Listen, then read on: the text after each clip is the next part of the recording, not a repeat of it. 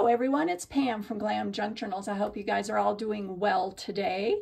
I would like to start a new video series, and it's going to be similar to my What Can I Create With That series, but it's going to be more of kind of a process, what I go through inspirationally for each of the junk journals that I make. You guys know I love to thrift shop, and I always am inspired by the things I find there. So in this series, with each of them, I'm going to take a specific object that I found and build a whole journal around it. Also kind of similar to my process in making my traveler's notebook, Juliet, where I took that Eastern robe garment and just created Juliet from that. So this is the first in the series, and I am going to show you what I'm going to use as my inspiration. Look at this. It's a pillow. Oh man. And when I saw this, I'm like, I love this icy blue and the pattern and the gold. Isn't that absolutely gorgeous? Oh, yay! I'm so excited. I knew I had to have this. So what I'm going to do, and I'm not going to do this today, is I started taking the seam out, and as you can see, it's just stuffed with a whole bunch of batting. So I am going to disassemble this and hand wash it so that I don't mess up the material. But this is my inspiration. So my process is to first off gather my papers, and let me show you what I've gathered so far. And this particular journal is going to be grungy because I'm really into the distressed and the grunginess. So what I do first off is gather my papers. And so let me show you what I've gathered. And this is not going to be everything I use, and maybe I don't use all of this. I don't know. You know, we're just going to see how it goes. So it's also going to be, this journal is going to be a traveler's notebook style. So more of a tall and slender journal. So what I like to do is I usually have my journals like this. So we're going to turn all of our pages like this.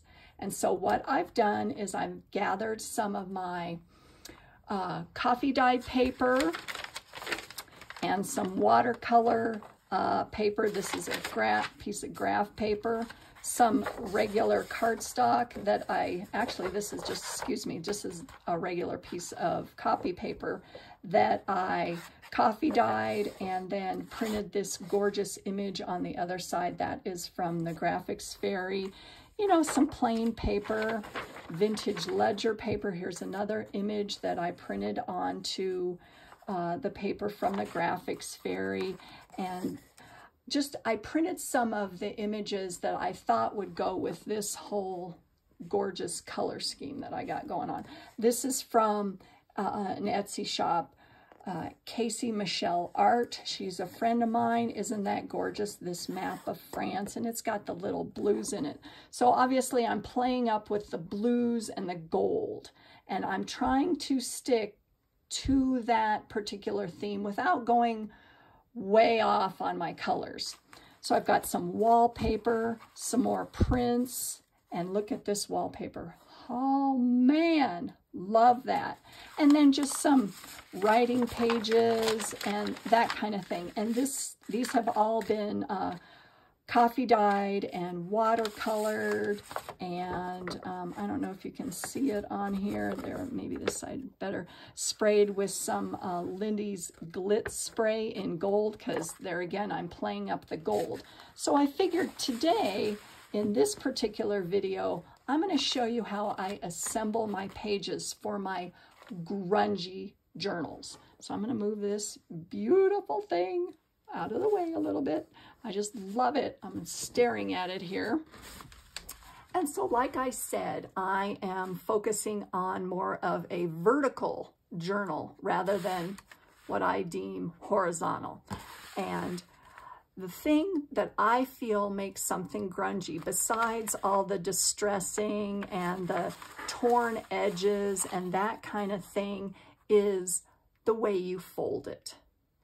And I am OCD with certain things and not others. Usually I'm OCD with folding, meaning it has to be, you know, right down the center, right in the middle. I'm telling you, when you fold it a little askew, off center, or not quite even, it's so freeing. It really is. It's so much fun. And it creates a lot of interest to the pages and a lot more places to add, you know, ephemera, all sorts of tuck spots and pockets that you wouldn't even visualize until you actually do it. So without me talking all day, I am just going to get into it. So I'm going to fold this a little bit off center like that. And at first this was, I got to tell you guys, this is really hard for me. I'm going to take, you know, a bunch of different pages here. And what I did do for the wallpaper, as you guys know, on the back of a sheet of wallpaper, if I can find one here, hold on a second. They usually have this writing on the back, and I don't care for that. So what I've done in this particular case for this wallpaper is I tore it and distressed the edges, and I also just glued a piece of, this is printed on regular coffee paper, an image from the graphics fairy, and I just glued it onto the back and distressed that side. I think that is fabulous. And another thing that I like to do, let me see, what am I talking about here? Okay, here's my folded ones, is what? I lost my train of thought. Do you guys do that? Oh, I'm sorry. Oh, yes, I do remember. I thought I forgot. You know, it just, thoughts come and go. Okay, so I'm back on track. Back on track, you guys. Is I like to choose different weights of paper when I'm assembling my pages. So for example, this is cardstock. This is just some lined writing paper. This is a little bit thicker since it is a piece of wallpaper. You know, so I like to vary the pages because for me, when I start to add my decorations and my ephemera and my fabrics and all that kind of stuff, certain weights of paper are better for the more embellished pages, whereas like for this, you could add a lot to this and it's hefty enough to hold whatever you add to it. Whereas a page like this may not be as able to hold up to a lot of additional embellishments. And that's just the way I like to do it. You know, there's no right or wrong. So for this one, let's see, what are we gonna do? We're gonna, I don't know, let's see, fold it like that. Oh, see now, doesn't that look weird, you guys? To me, it looks really strange.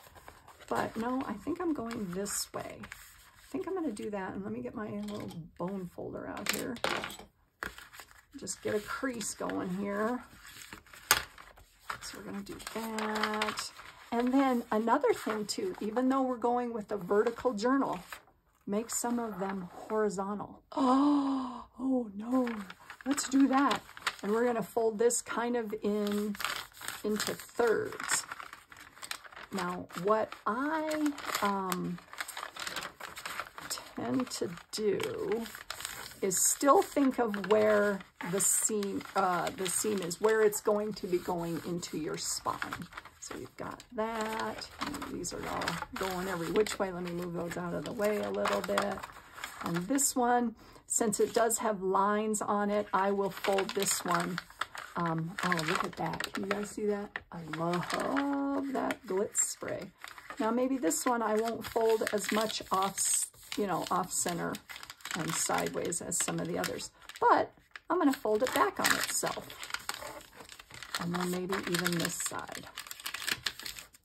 So I'm trying to keep the width of my vertical journal about 5 to 5.5 inches. Let me see how I'm doing. And granted, that's, you know, yep, I'm right about 5 inches. And to me, that is a good width for a traveler's notebook style. Off the top of my head, I don't remember what the standard traveler's notebook measurements are, but you know, you get the idea. Okay, here is another piece of wallpaper. Look at that. Oh, man. Okay, now this one I folded with the, you know, the script on the outside. Maybe I'll fold this one with the script or the image or the collage or whatever you want to say on the inside. So we're going to go with that and make that one a little off center also. Okay, these are looking good. And here is yet another one. Oh, look at that. I'm really digging the wallpaper, you guys. This is so awesome. Okay, so the wording, you know, so that you can read it, I am going to make this one go straight up and down again. And I love, just love how these are turning out. And then this one, I don't know. Let's just make something up, because there is no right or wrong with this, right? Okay, now see, this is where I'm like, oh, unfolding this so weird. That's going to be too weird, but it isn't. And here is this gorgeous, gorgeous image here. And I do like, I don't know, I like this one horizontally. So we're just going to go with it. And I'm going to fold a little bit over on this side and then have this one fold back on itself. Let's see how wide that one is. It's about 5. Okay, so I'm doing good, you guys. I'm just moving the other ones out of the way. And let's see, let's do, oh yeah, look at that. Oh, fun, fun, fun, fun. I'm gonna fold that one. And trust me, there's no right or wrong way to do this. The way I like to do it is just make stuff up. See, because, you know, what? But trust me, it's gonna look cool, I promise. It looks really, really cool. All right, and then, you know, on these edges, since this one might be a little long, you can always tear it. All right, graph paper. I don't know. We'll just go regular on that guy. And then this one right here, this is a littler one. Oh, and another thing, let me bring that up too. I like the different lengths and sizes of paper, lengths and widths, I should say. I like the difference. See, like that, those two together. Now, granted, this is going to be a little bit too long and I'll have to tear it down, but let's just put our signature or maybe 2 signatures together. Oh, and I've got to use this one too. Now, this just kind of looks like a mess, right? Well, it's a pretty mess, but let's just put our signatures together.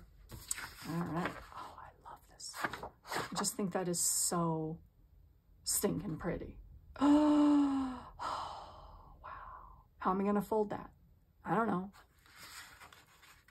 I don't want to cover any of it up, so I'll fold it like this. Just right along the side. There. That.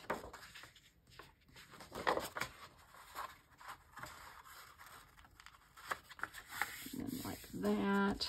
All right. So what I like to do from here, and this is how I assemble all of my signatures, whether they're grungy or not, is I like to vary how they are put together. So what I mean by that is I'm going to separate the more plain you know, the plain pages versus the highly embellished patterned pages. And then I just kind of go back and forth between there. And another tip that I have shared in the past, and I truly think this works out very well, is on the outside page of your signature, I always, and I pretty much always, maybe there's a couple times where I haven't, I tend to always use a heavier piece that I've gathered. And the reason for that is it just kind of holds all of the other flimsier pages better, and I like to add a lot to the outside page, and to me it just works better. So with that being said, we'll just kind of put this together. And another thing with the grunge, at first I was going to add this right in the center like that. I'm gonna move it down like that, so we've got something sticking out of the bottom like that. Okay, so we've got patterned, plain, plain. Let's do another pattern here. That, and then maybe even, because this is patterned yet plain. Does that make sense? All right, so let's see. What are we gonna do? I don't know. We'll do, oh, this one is just fabulous. Fabulous. All right, I'll do a plain. And then, like I'm telling myself to do, move those down. Do you see what I mean? So it's not all, you know, lined up right in the center there. All right, so there is one. Maybe I'm going to make this one signature. I don't know. Okay. And then I go back, and these are two similar, or not similar, patterns. So let's stick a plain in between there. All right. Now this looks weird, but trust me, it's not weird. Okay, now from here, I'm looking at this going, oh, this is a lot of plain on each end of this. So maybe I might do this. Oh yeah, and have that sticking out of the top. If you can see it, I don't know. Maybe you can't see it. Yeah, I think you can. All right, now let's see. So we've got, let's add another piece of wallpaper. Put that in there. See how that looks. And, you know, I a lot of times go back and I look and I go, oh, I don't like the way that order is, and that kind of stuff. So that is what I do. And then here is so far the center. Another thing that I think is a good practice to be in is to put another heavier piece in the center, because depending on how you're going to add this into your spine, whether it's, you know, the 3-hole pamphlet stitch, or you sew it, or some other type of binding method, this flimsier center has a tendency to tear, at least for me, because I try to add my signatures into my spine tightly, so the signature's not, you know, moving around. And for that, you need something sturdy right here, because this has a tendency to tear. So let's just put that, and maybe that. So there you have it. And I've got some extras. I don't know, let's just see. Let's see where some extras will go. Let's sit here.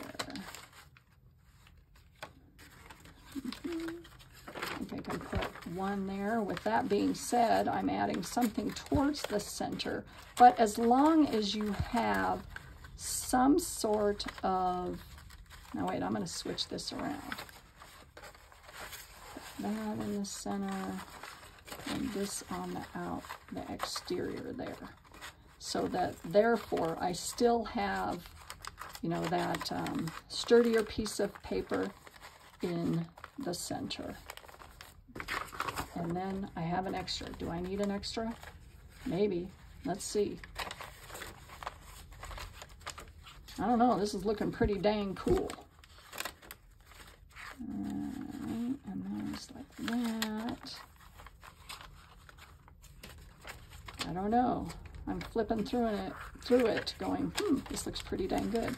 But this is also a really pretty